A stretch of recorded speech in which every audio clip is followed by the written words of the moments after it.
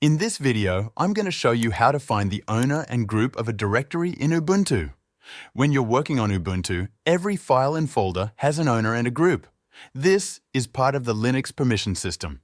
Knowing who owns a directory and which group it belongs to can help you manage access and troubleshoot permission issues. To check this, open your terminal. Type the following command: ls ld directory _name replace directory _name with the name of the folder you want to inspect. For example, if the folder is called data, type ls lle data.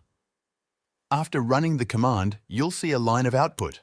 It shows several pieces of information in one line. The third column in the output shows the owner.